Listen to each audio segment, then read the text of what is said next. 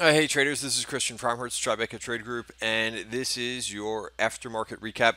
It is Wednesday, October 17th. For some reason, I thought it was Thursday all day today, but I guess not. I tweeted that out earlier in the day, but it is only Wednesday. We've got 2 more days of the trading week. And so, what did we do today? Well, it was kind of a day of digestion. Small caps were down 40 basis points. SPYs were flat on the day. The Dow was down 40 basis points. The Qs also finished just slightly positive for the day.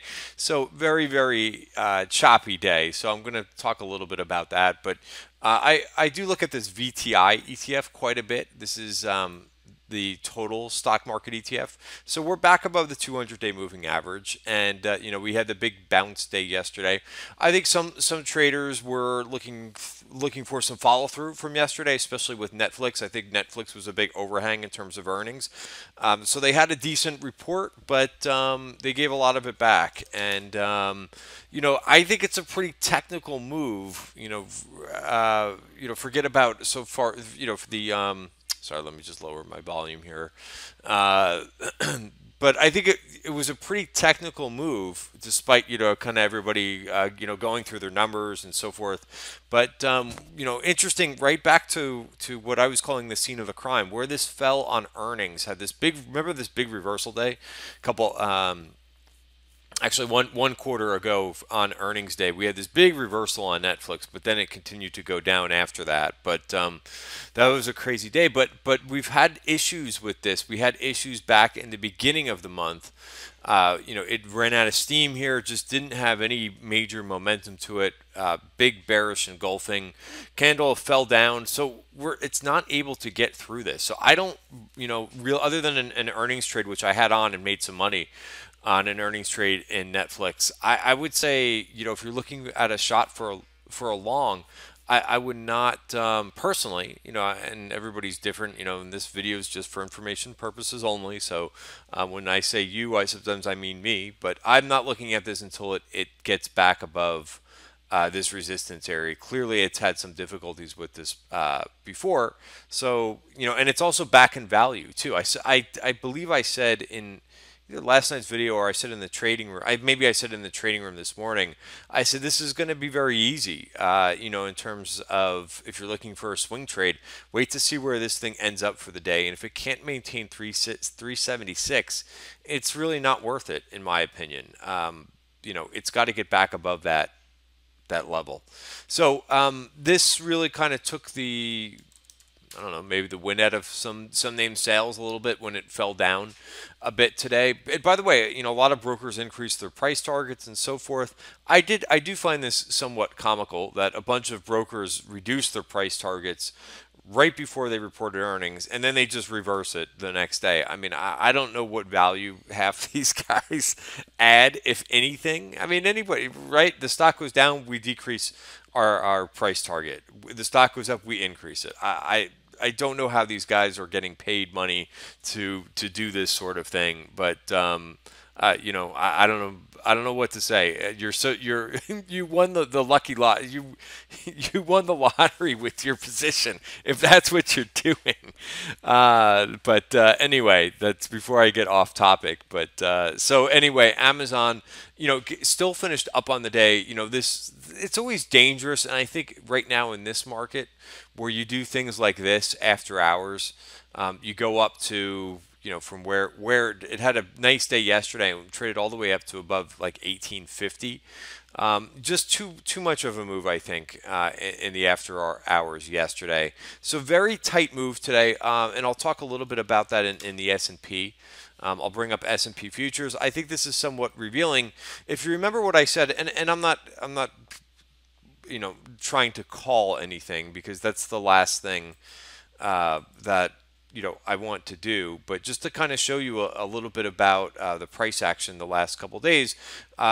This is where I think I got this backwards on Monday, but this was actually what Friday, I want to say Friday, Monday, Tuesday. Yeah, so Friday we were in value, right? And this is really what helps with the value areas. If you've had this indicator on your screens from Thinkorswim that we do sell on our website, but we stayed in value. No, a couple frustrating days right back here. No movement, just back and forth, and then really on Monday, which was I thought a frustrating day. The session was here, and we tagged that top of value 3 times, could not break out, fell. And then we got going, obviously, and had a big day. But you could sit. You don't have to bring out your crystal ball and try to figure out what's going to happen here. We've kind of have so one thing to notice here is look at the value areas go from really really large. Again, these are always based on the previous range of the period, right? So this was Tuesday's value area. Look at how thin this was. Like it's the equivalent in the. I know a lot of people look at moving averages, and when they get very coiled, people expect to move one way from another. I look at that quite a bit. But this is the same thing with the value areas. When price is inside, and it's extremely narrow, you could really get it. It's very easy to make a move, and sometimes we do go, and we really kind of took out. But really interesting pattern to see this inside this one and inside 2 days. So same thing here. Now I don't know if we're going to get a similar price action, but you could see that the because we didn't move much today, we've got another very slim value area. So I would not read too much into it that we're on the upside, but for tomorrow I would watch these two levels. Watch 28.17 and 28.01. And we'll see if we can break out and do something a little bit more than we did today. I wouldn't make too much. You don't have to figure out this market, and it's okay to say I don't know. So many people, I think, on Twitter and financial media are making predictions. Oh, with this line and that line, just let it come to you. I think, and don't try to force. I think some people are getting negative that, we had the bounce and now we're going to go back to the downside. Could that happen? Sure. That's in the cards, that could happen, that we hit overhead supply and break. So, make sure you've got alerts out there. I was saying at the end of the day in the trading room, it only takes one click of the mouse to hedge yourself, to buy some puts. If you're still holding on to some positions that you got into the last couple days, or you initiated a couple new ones, it only takes, of just a press of the mouse to buy some SPY, puts to hedge yourself really quick, and then you can think about whether or not you want to take down some positions if we start to break down. But I wouldn't get too overexcited. I mean, I didn't really trade much today. This has kind of been some of the today very quiet trading. I just didn't think we were going to do much. And I set alerts on various different things. I had alerts on a bunch of different names. I added a couple small trades today. Just some things that I've been kind of watching. I like this Edward Life Sciences. So I was able to, and what you want to do, or what I want to do is, when I put on a trade, try to hit a price target just so I can take something off, and then I can leave the balance on. So I was able to take one target in this one. And, I know where the trade is not going to work. And that's basically how you have to monitor things. And this is a name that reports next week. I even went out to January calls just because if I'm in November calls and it goes the other way, I'm going to lose all my premium. And I would rather not. I would rather avoid losing all the premium if you're trading options right now. The other thing is you don't have to trade. You could trade stock, which is a little bit easier because the VIX is still, even though the VIX ended up down just a little bit today. It's at a 17, so not as high as it was. But right, we know that when the VIX starts to move down, that's a component of Black-Scholes option pricing. So option prices will go down in a decreasing volatility environment. Do we know that's going to happen further? No. So I'm just pointing that out, that's what happens with option prices. And and if you have more uncertainty, you don't have to trade as much, or you don't have to trade options. Options, you're looking for a very fast move in the right direction, and if we get chop, then or it doesn't go your direction, you could have some P&L go against you pretty quickly. So. That's the main message for today is we could do one. I don't really think that the charts are giving us that much of an edge right now. I think you just basically want to be cognizant of your 200-day moving averages or your support via sectors or in single names.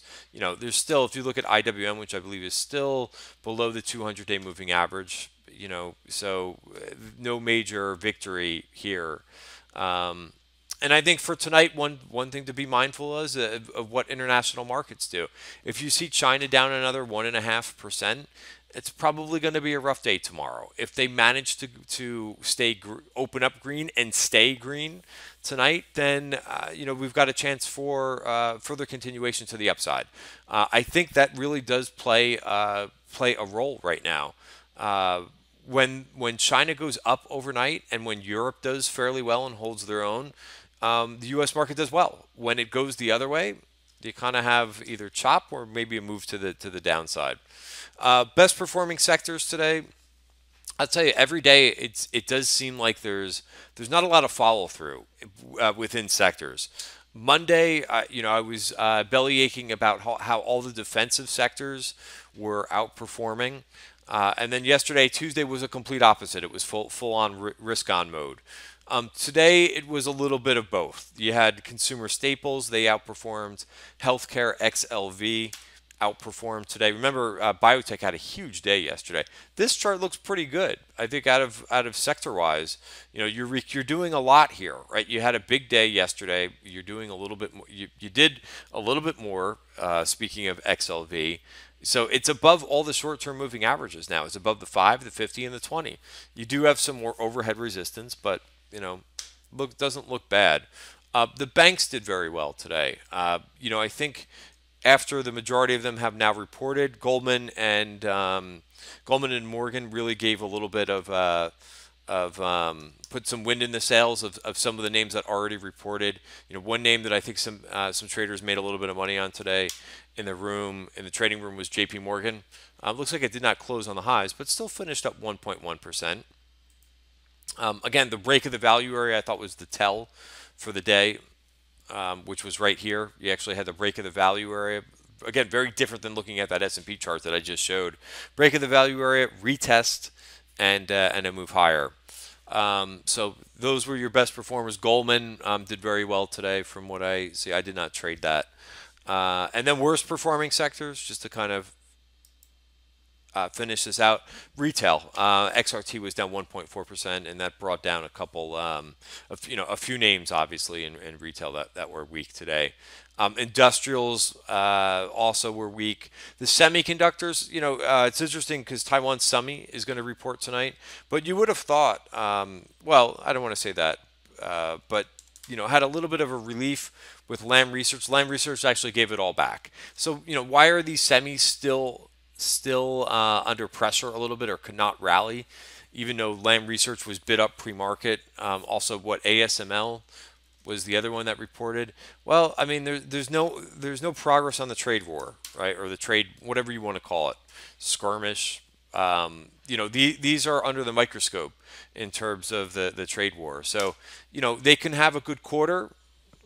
Talk a little bit about guidance, but I think at this point, this trade stuff has to get resolved for some of these for some of these areas of the market to have a sustained bounce and change of trend. And that's another thing. Yesterday's bounce, keep in mind that's not a trend change.